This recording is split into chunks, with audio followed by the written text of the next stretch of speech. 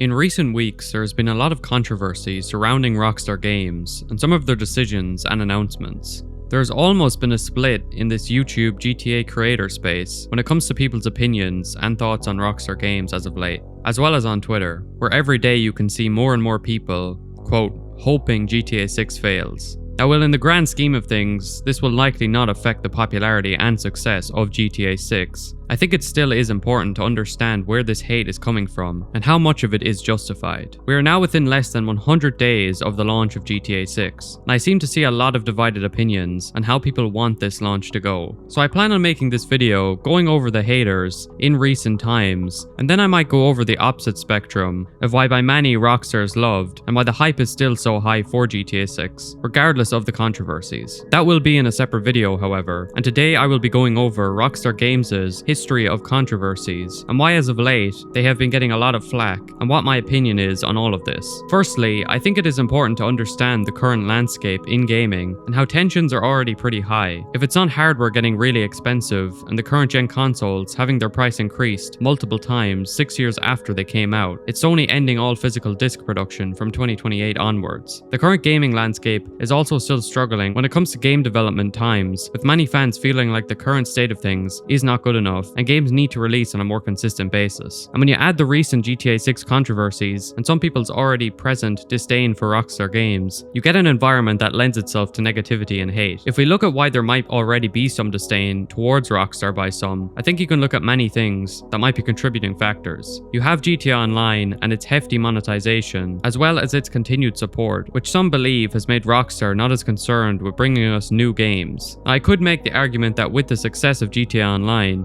it has allowed Rockstar a bigger budget to put into their single-player games like Red Dead 2 and now GTA 6, which will only prove to make them better, but some people just seem to want output from Rockstar instead of extremely high-quality stuff. Regardless, Rockstar has made some poor decisions, like publishing the GTA Definitive Editions in the state that they were in back in 2021, which left a sour taste in many people's mouths. They also do love to remain silent for months and even years on end without giving the community much of an update on what they are working on, which adds fuel to some people's annoyance. There is also a disdain by many for Take-Two Interactive and how they take down fan-made mods and treat the community and YouTubers in many instances. Overall, I think there are some fair concerns and grievances in this list of things that people may hold against Rockstar Games, but for many, these grievances have boiled over as of late. I think the first and most major blow to some people's view of Rockstar recently came when they unveiled the upgraded pricing, which says GTA 6's cost is $80, and in most other countries, bar the UK, where it remained at the standard £70, this price increase was reflected. On top of this, they unveiled the GTA 6 Ultimate Edition for $100,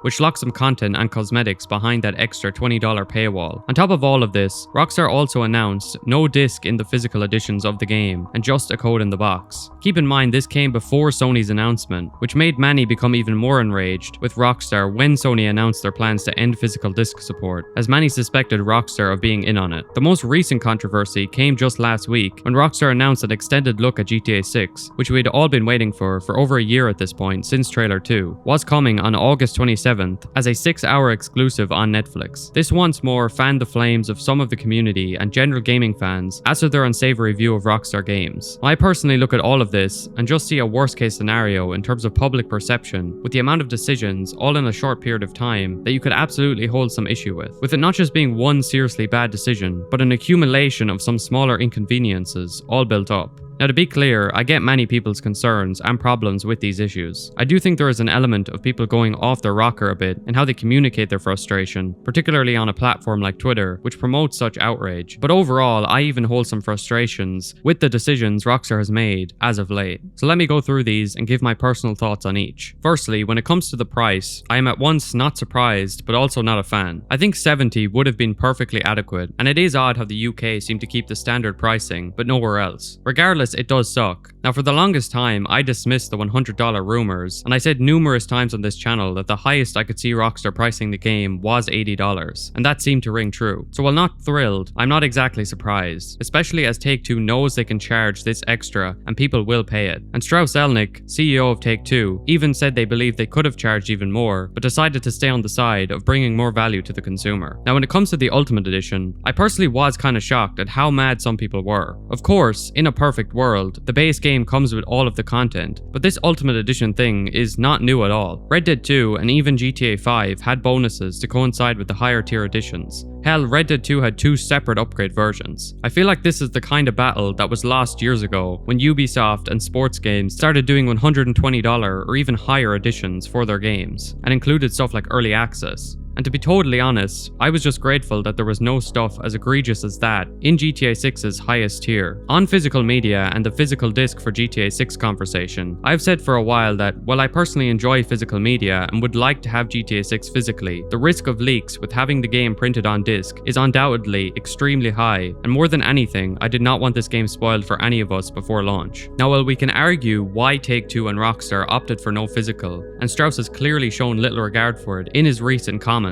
I do think we can all acknowledge the risk of leaks definitely played a factor in the decision. And finally, the recent Netflix deal. To be totally honest, I don't feel fully comfortable commenting on this one until we actually see this extended look. We have heard recently how this will feel like something which belongs on Netflix, and if that turns out to be true, and we are looking at something on a very high level of quality and length, then I'm not sure if I can really be that upset about it being exclusive to Netflix for just 6 hours, and then being available on other platforms. So as much as I understand some fans' frustrations, if you don't have Netflix and don't want to pay for it, the likelihood is that this will be all over social media regardless, and even if it's not, it will be uploaded to Rockstar's YouTube channel in 6 hours. Now, I think it is fair to say that all of this hate that some people on social media are sending Rockstar's way doesn't just come down to one decision, but an accumulation of them, which leads to feeling that way. And while there are understandable problems with Rockstar and some of their practices, and I don't have an issue with people calling them out when it's due, especially those who are at the top and are making these profit-focused decisions, what I don't like to see is people hating on those who are excited for GTA 6 and who have purchased the game. There's been a ton of passion, hard work, and dedication over 6 years or more poured into this game, which promises to be something amazing and which fans have waited 13 years for. No amount of decisions from corporate heads at Rockstar can take away from that, and you shouldn't feel ashamed for being excited for this game. I think that is where this whole discussion and people's annoyances they have against Rockstar can turn ugly, because they end up sending more hate towards the fans and the hardworking devs who are making this game, rather than the people who are actually in power and make these decisions. Also, a lot of these Twitter accounts which peddle this GTA 6 needs to fail narrative are simply doing it for the engagement and ad revenue, and don't actually care as much as they may be letting on. This has been a problem with Twitter for a while now, since monetization, where hatred and people spewing up drama gets more interactions, and in turn more money for the creators, than any sort of meaningful discussion or tweet. So while I have nothing against those who are simply just putting their opinions out there, and are trying to have a fair, meaningful discussion about Rockstar and some of their decisions, I have no time for those who are just chasing interactions or a quick buck from trying to jump on the hate bandwagon for GTA 6 and Rockstar, and I would encourage you not to interact with those kinds of posts. On the whole, I don't actually believe Rockstar is a hated gaming company by most people. Most of the general audience who consume their games and are anticipating GTA 6 just care that they make good stuff, and so they give them their hard-earned cash in exchange. And even in the case of GTA 6, where it has gotten a bit more expensive, the vast majority of people deem it to be worth the cost, and even deem the $100 version to be worth it after this long wait, as we see the sales so far have skewed in its favor. So as much as there are valid concerns, and I do not have an issue with people bringing them up,